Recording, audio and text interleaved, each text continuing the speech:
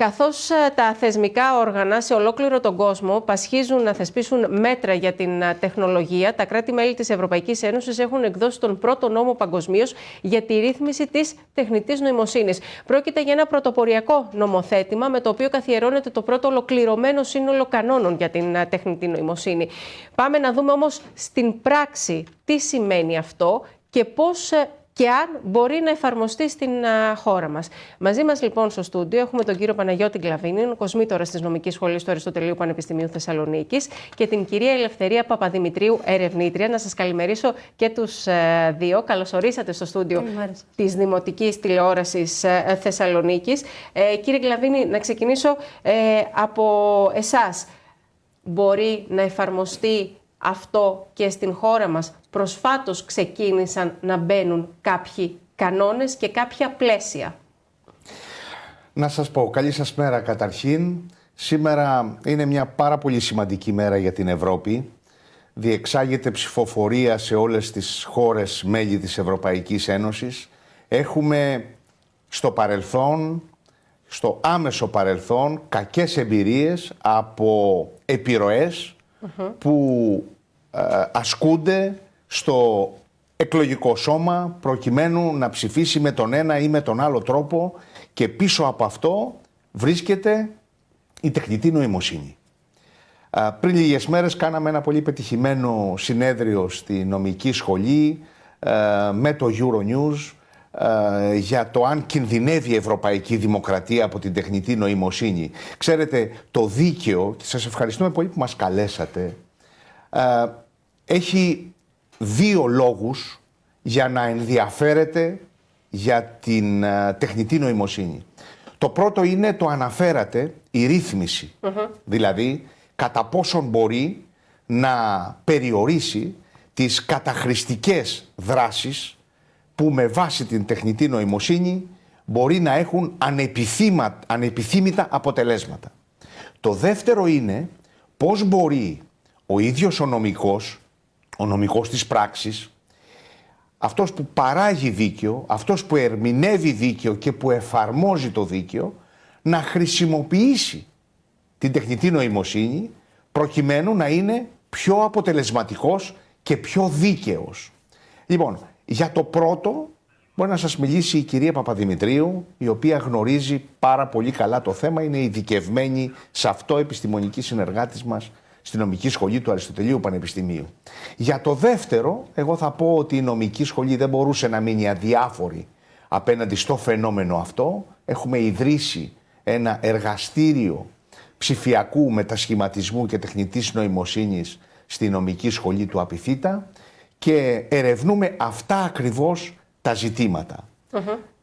Κυρία Παπαδημητρίου, τι λοιπόν πρέπει να προσέξουμε, ποια είναι τα συμπεράσματα στα οποία έχετε καταλήξει μέσα από την έρευνά σας?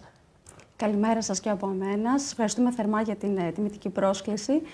Όπως πολύ σωστά είπε και ο κοσμήτοράς μας, ο κύριος Γκλαβίνης, το οποίο μάλιστα να πούμε ότι είναι και μεγάλη πρωτοβουλία η ίδρυση αυτού του εργαστηρίου, του ψηφιακού μετασχηματισμού και της τεχνητής νοημοσύνης. Εξ όσων γνωρίζω, δεν υπάρχει κάτι αντίστοιχο στην Ελλάδα αυτή τη στιγμή.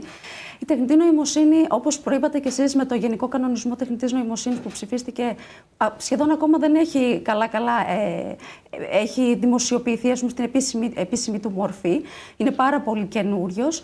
Προβλέπει όλα τα ζητήματα που θα μας απασχολήσουν σε επίπεδο τεχνητής νοημοσύνης και σε όλα τα επίπεδα δικαίου, αν με επιτρέπετε. Γι' αυτό το λόγο και εμείς στην Νομική Σχολή, με το εργαστήριο που έχουμε ιδρύσει, θα προσπαθήσουμε να ερευνήσουμε σε βάθος και να δώσουμε απαντήσεις σε νομικά ζητήματα που άπτονται όλων των τομέων του δικαίου, όπως για παράδειγμα το αστικό, το εμπορικό, το ποινικό, το δημόσιο δίκαιο, διότι τα προσωπικά, για παράδειγμα, τα προσωπικά δεδομένα είναι ένας τομέας που επίσης επηρεάζεται από το Γενικό Κανονισμό για την τεχνητή νοημοσύνη. Άρα όπως δεν μιλάμε για γενικευμένους κανόνες, πρέπει να υπάρχει εξειδίκευση.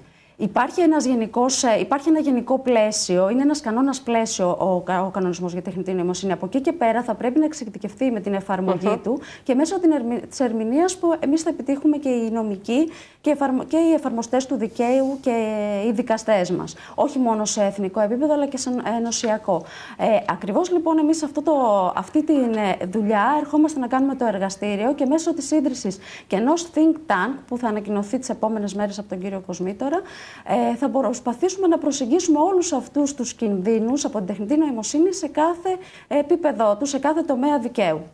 Κύριε Γκλαβίνη, επειδή έχουμε και ευρωεκλογές, πόσο ανησυχητικός είναι ο καλπασμός τους εν ώψη λοιπόν αυτών των ευρωεκλογών? Κοιτάξτε, το μεγάλο πρόβλημα είναι η διασπορά του λαϊκισμού που αποτελεί τον μεγαλύτερο εχθρό σήμερα της Ευρωπαϊκής Ένωσης. Δυστυχώς, τόσο η γενιά μας, όσο και οι νεότερες ασφαλώς γενιές, που είναι πιο εξοικειωμένες, είμαστε κακομαθημένοι. Διότι δεν μπορούμε να εκτιμήσουμε το πολύ μεγάλο αγαθό το οποίο μας έχει προσδώσει η ευρωπαϊκή ονοποίηση. Γύρω μας ο κόσμος φλέγεται. Εμείς μεγαλώσαμε σε καθεστώς ειρήνης, απόλυτης ειρήνης για πάρα πολλές δεκαετίες, σε μια ασφάλεια η οποία όμως δεν είναι δεδομένη. Τώρα, αν θέλουμε να πειραματιστούμε σήμερα σε πανευρωπαϊκό επίπεδο και να δώσουμε στον λαϊκισμό χώρο προκειμένου να δημιουργήσει συνθήκες στην Ευρώπη που τις έχουμε δει στο παρελθόν και τις οποίες δεν θέλουμε να τις ξαναφέρουμε στις μνήμες μας, λοιπόν, είναι ένα ζήτημα το οποίο μας αφορά όλους. Ο λαϊκισμός διασπείρεται δυστυχώς μέσω του διαδικτύου και της επικοινωνίας. Έχουμε κατανοήσει ότι τα δεδομένα δεν είναι και αυτονόητα τελικά?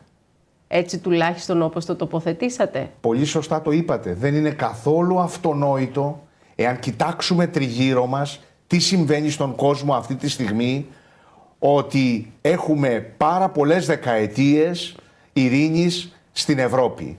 Και ξέρετε, όταν η Ευρώπη δεν ήταν ενωμένη ιστορικά, πολεμούσε μεταξύ της. Έχει μεγάλη παράδοση στην σύγκρουση ενδοευρωπαϊκά η Ευρώπη. Καταρχήν ευθύνεται για τους 2 παγκοσμίους πολέμους. Επομένως, σε αυτό το πλαίσιο πρέπει να είμαστε πάρα πολύ προσεκτικοί, να φροντίσουμε να διασφαλίσουμε αυτό το οποίο μας έχει δώσει η Ευρωπαϊκή Ενοποίηση. Το τεράστιο αγαθό, το οποίο επειδή ακριβώς δεν ζήσαμε εμείς τον πόλεμο, δεν μπορούμε να το εκτιμήσουμε στη σωστή του διάσταση.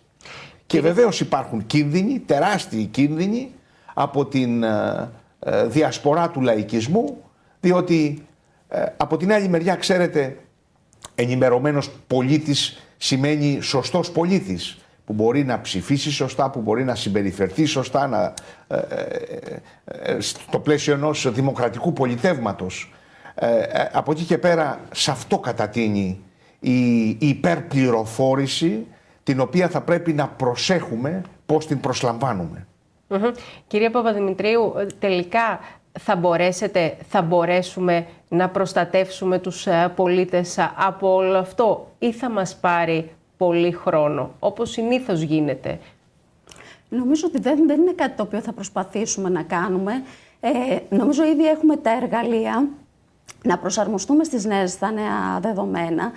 Η τεχνητή νοημοσύνη εν προκειμένου είναι μια διασπαστική τεχνολογία, ίσως η πιο διασπαστική κατά την άποψή μου, η λεγόμενη disruptive technology από όλες. Και ήδη με τα εργαλεία που έχουμε τα νομοθετικά, πιστεύω ότι θα είμαστε έτοιμοι να ανταπεξέλθουμε σε όλους τους κινδύνους. Γι' αυτό το λόγο άλλωστε και ο κανονισμός για τεχνητή νοημοσύνη ακολουθεί μια προσέγγιση με βάση τον κίνδυνο, η οποία είναι τεχνολογικά ουδέτερη. Και αυτό σημαίνει ότι θέλουμε να είμαστε ελαστικοί, αν θέλετε, ώστε να μπορέσουμε να ακολουθήσουμε τις εξελίξεις και να μην τρέχουμε να προλάβουμε τις δυσάρεστες συνέπειες. Κύριε Γκλαβίνη, μια τελευταία ερώτηση. Είμαστε ακόμα στην αρχή, μαθαίνουμε? Μαθαίνουμε οπωσδήποτε, μαθαίνουμε πάντοτε.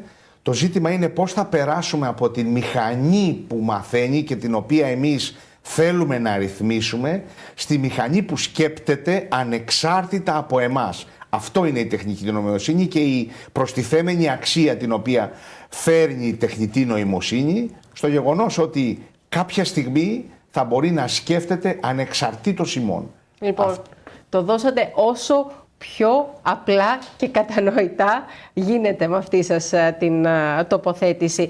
Έχετε ξεκινήσει κάτι πάρα πολύ σημαντικό, αρκετά νωρίς, έχετε κάνει τα πρώτα βήματα. Εμείς θα είμαστε εδώ για να τα προβάλλουμε αυτά τα βήματα. Είναι πάρα πολύ σημαντικά. Είναι η μεγάλη κουβέντα που ήδη έχει ξεκινήσει να γίνεται στην Ευρώπη και θα μας απασχολήσει ακόμη περισσότερο τα επόμενα χρόνια. Να σας ευχαριστήσω πάρα πολύ για την παρουσία σας εδώ στο στούντιο της Δημοτικής Τηλεόρασης Θεσσαλονίκης. Να είστε καλά, την καλημέρα μας.